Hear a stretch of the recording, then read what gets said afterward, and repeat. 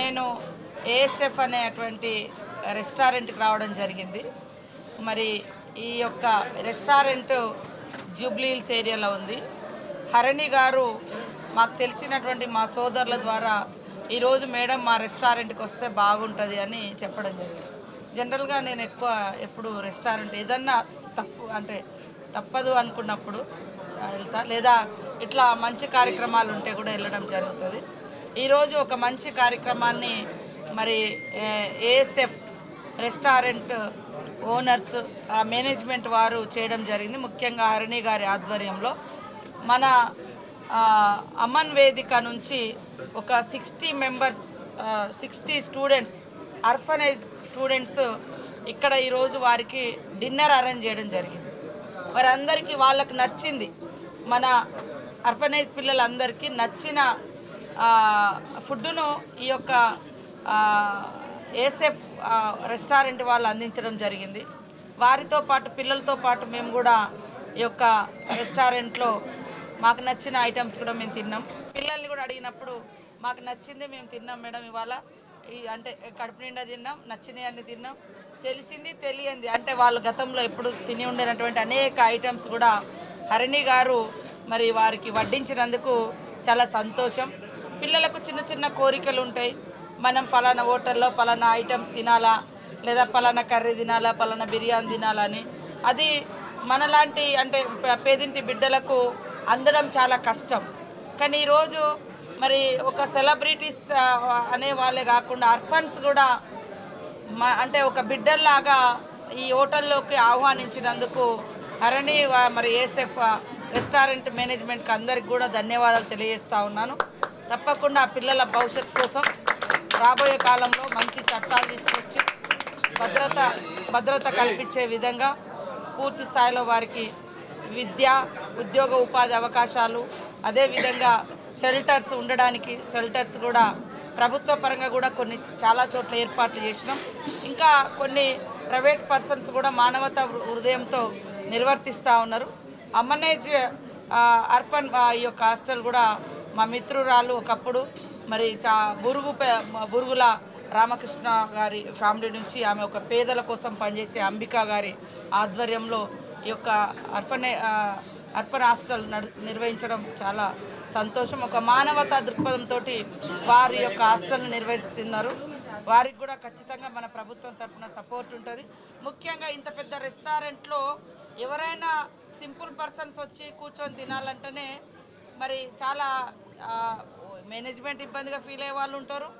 Same టైంలో వచ్చేటువంటి వాళ్ళలో కూడా కొంచెం బిడియము, మాకు ఈ అవకాశాలు ఉంటుందని. కానీ ఇంతమంది పేదింటి బిడ్డల్ని ఒక అమ్మలాగా ఇక్కడికి ఆహ్వానించి హక్కున చేర్చుకొని వాళ్ళకు కావాల్సినటువంటి కొన్ని ఐటమ్స్ కూడా బ్యాగ్స్ కానీ ఇతరత్ర ఐటమ్స్ కానీ ఇస్తున్నందుకు హరిణి గారిని అభినందిస్తూ ఉన్నాను. మనలో ఒక మంచితనం ఉండాలి. మంచితనమే ఎప్పుడైనా ఈ సమాజానికి ఉపయోగపడితే తప్ప అహంకారము లేదా స్వార్థము, ఇతరులను ఎవరిని కూడా లెక్క చేయలేని తనము, ఇలాంటి ఏది కూడా మనకు అంత శోభనిచ్చేది కాదు, అంత గొప్పది కాదు. ఇలాంటి సింపుల్గా మనం ఏ స్థాయిలో ఉన్నా ఎక్కడైతే పేదరికం ఉందో, కష్టాలు ఉన్నాయో వాళ్ళకు దగ్గరగా పనిచేసేటువంటి వాళ్ళ హృదయాలలో నిలిచిపోతారు. సమాజం కూడా గుర్తుపెట్టుకుంటుంది, మనం నిర్మించుకోగలుగుతాం. కొన్ని చిన్న చిన్న ఊహలు, ఆశలను కూడా నెరవేర్చి వాళ్లకు సంతోషాన్ని ఇచ్చినటువంటి వాళ్ళమవుతాం. ఆ సంతోషంలో మనం కూడా సంతోషాన్ని వెతుక్కున్న వాళ్ళమవుతాం. కొంతమందికి 1000 కోట్లున్నా సంతోషం ఉండదు. కానీ ఇలాంటి చిన్న చిన్న కార్యక్రమాలు తక్కువ ఖర్చుతో జరిగే అటువంటి కార్యక్రమాలు చేసి చూడండి.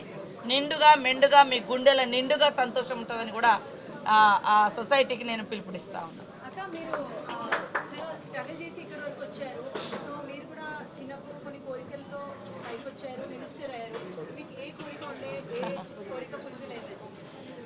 అంటే నేను జనరల్గా మంచిగా చదువుకోవాలనుకున్నాము, కానీ నా లైఫ్ డిఫరెంట్ వే అయిపోయింది. నేను ఎప్పుడు మినిస్టర్ కావాలి, పాలిటిక్స్లో రావాలి అనుకోలేదు.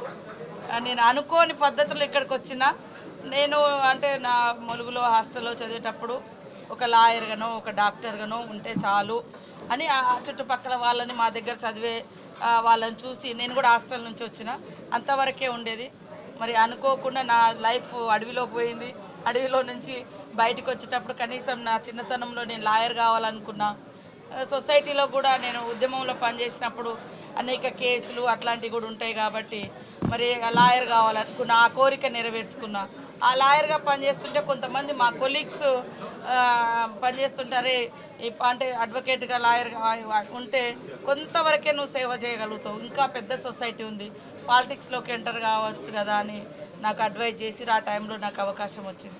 అప్పటి నుంచి ఒక్కొక్క స్టెప్పు నా ప్రతి విజయం వెనుక అనేక కష్టాలు, అనేక స్ట్రగుల్సే ఉన్నాయి. నాకు ఏది కూడా ఇట్లా చేతిలో పెట్టి వచ్చింది కాదు.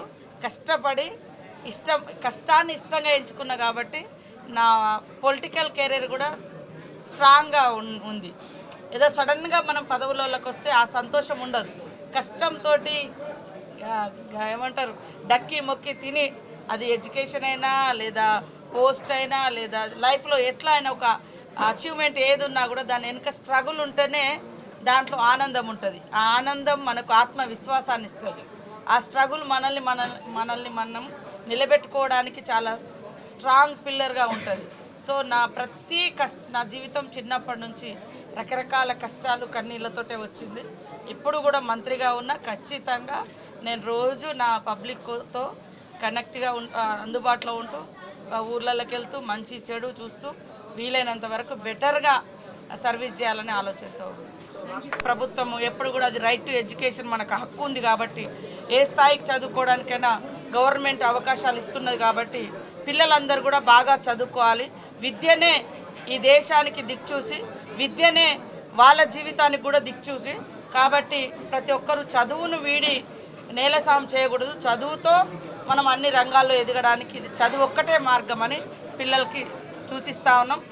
మేమందరం కూడా మీకు కుటుంబం లాగానే ఆ పిల్లలకు ఇటు హాస్టల్ నిర్వాహకులు కానీ ప్రభుత్వం కానీ మేము కానీ ఇలాంటి మనసున్న మరి హరిణి లాంటి వాళ్ళు కూడా ఎంతోమంది ఉంటారు.